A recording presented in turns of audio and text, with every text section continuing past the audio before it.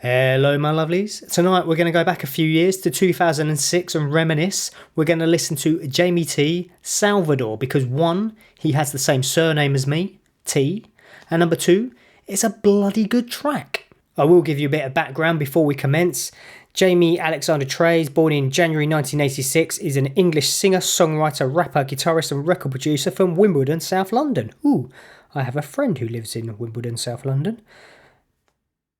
He released his debut album, Panic Prevention, in 2007, cracking album, with his second studio album, Kings and Queens, arriving in 2009. In 2014, he released his third studio album, Carry On The Grudge, followed by a fourth album, Trick, in 2016. Up until then, he's been releasing B-sides and various rarities, but he released his fifth studio album, which I haven't heard yet, and I really need to, The Theory of Whatever, in July 2020. So, without further ado, let's reminisce and listen to Mr. Jamie T. Like Mr. T, but Jamie T. I wonder if they're related. The moment I press play here, it's going to bring back so many happy memories for me. From here to Salvador, the ladies dance to fill us reckless sons with the passion. The intro to it, I love the discordant. Is that even a word? Discordant? Yes, of course it is. 16 seconds in, you get that immediate discordant, twangy, resonating guitar and the vocal overlay of From Here to Salvador. I don't know why I sound like I'm a Cockney singer, but it brings back so many happy memories when that intro kicks in for me. I love this song. Of the heart. Sick bass line. It's such a great pumping bass line. You can imagine it in indie clubs and things back in the day, or even now. I've been around this town for so long. She's been dancing since the first day. I've been all around, but I love coming back to see Lucy. She swings me over to pull me out. There's so many things going on all of the time. You've got that discordant guitar sound from the intro going on, but that thumping, really funky bass line, the drums kicking along, but then you've got all these weird sounds and noises just occurring here and there, just creating atmosphere and interesting sounds and viewpoints for the listener. It's really, really cool. Around and I fall about and giggles and laughter. Yeah. Oh, I'm plastic, can't get help it. I'm sorry, love. It's the what's the falling, feeling feet on the floor, bouncing around of these streets. They're lonely, like you and you for me. Ask for a dance or two. Gold and a face so pale, with a second-hand dress and the lips of a temptress. I don't know what this song is about lyrically, to be honest with you, so please enlighten me in the comment section below.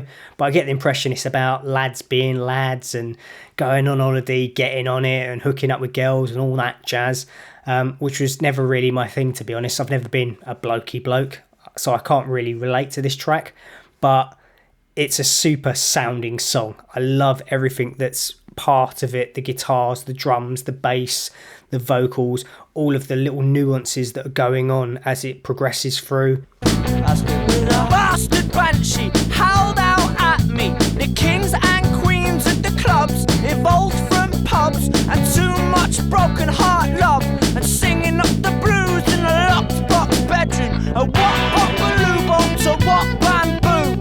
Are you gonna take the chance? Why do you care?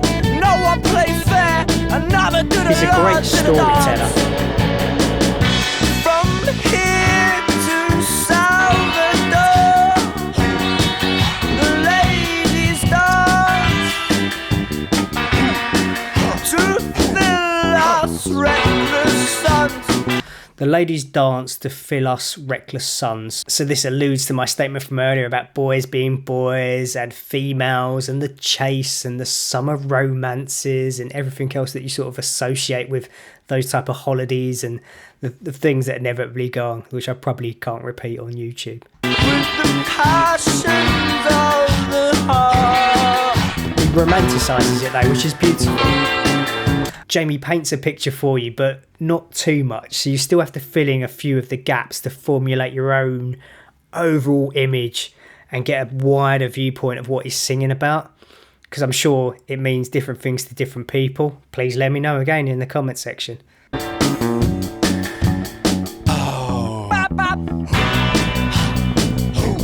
adore this bass line.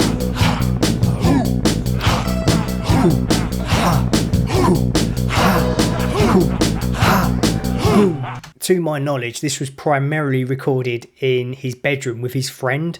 So around 2006 and a few years prior to that, you could see more and more records coming out, more and more people self-producing. I was one of them.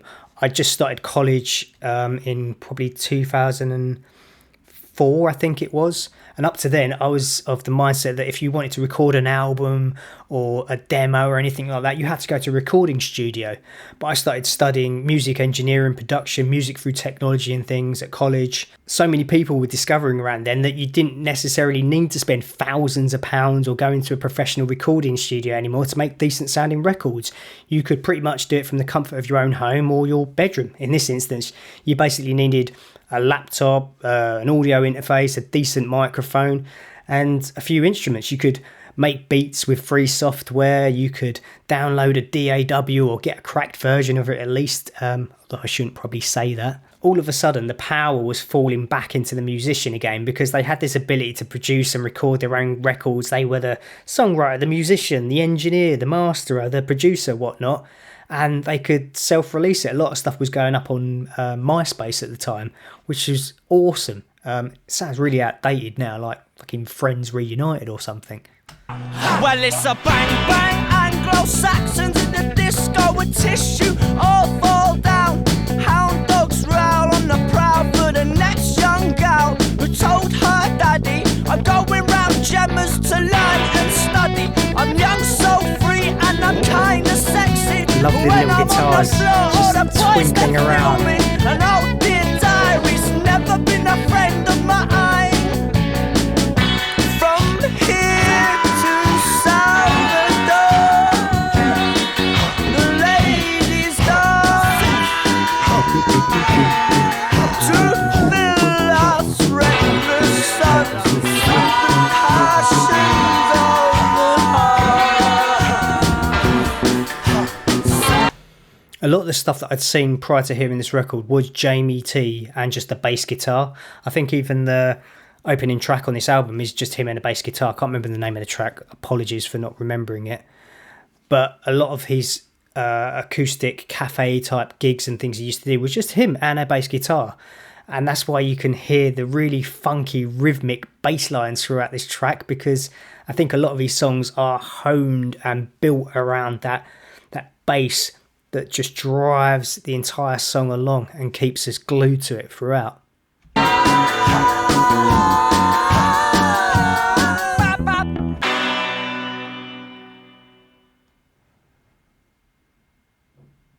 Funny story. I remember seeing Jamie T at, would have been the Electric Ballroom in Camden Town, probably 2008, I think it was. So me and my mate, we'd done the usual. We'd gone to Camden Town. We'd gone to the London Underworld. And then after that, we'd gone to the gig, seen Jamie T, great gig, exited. And then we were feeling a little bit naughty. We were like, you know what? Shall we do some ecstasy? We've never done it before. Which is just really silly. And if you ever go about in Camden, you don't really have to try hard to get drugs, I'll be honest with you. We managed to pick up some ecstasy, and it was weird. It was given to us in some sort of powder form, and we didn't really know what to do with it. So we ended up going back to my place, and we sort of sat there looking at it. So we called up our mate who was a bit more familiar with ecstasy. He'd been on the scene, so to speak. And we were like, mate, what do we do? It's in powder, bruv. We ain't got a clue. And he's like, oh no, you got to bomb it. I'm like, what the fuck does that mean? What do you mean bomb it? He goes, oh, you just like wrap it in a Rizzler, twist it, put it into a little ball and you swallow it like a pill. So that's what we did. We followed the advice of our loyal and trustworthy friend and we rolled it into a ball in a Rizzler and we both bombed it each. And we were looking at one another going, are you feeling anything? Are you feeling anything? No. Are you? No, not me. No, you either. And after a while, 15, 30 minutes or so, we were like, oh, I'm feeling a bit tired. I might just go to sleep. I'm like, yeah, okay. Well, if you feel anything, just wake me up, okay? Just tap me on the arm and wake me up, okay? I don't want you to get a buzz and have a great time without me. Okay, yeah, sure. So we both went to sleep. And then we woke up about 10 o'clock the next morning. And clearly nothing had happened. So it turns out we'd actually bought paracetamol. We didn't take ecstasy at all. Good night. Aside from that random story, this is a great track from Jamie T from Panic Prevention, released in 2007. Highly recommend you check out this album if you haven't already. The reason I decided to do an assessment of this track is because I'd done a few Ren reaction videos of late and I'd commented on how he reminds me in so many ways of Jamie T. Not just vocally, but just in the way they approach songwriting. I really like and respect Jamie T as an artist because first and foremost, he makes music for himself. He's not trying to appeal to a mass audience or follow trends of the time. He makes music that he wants to listen to.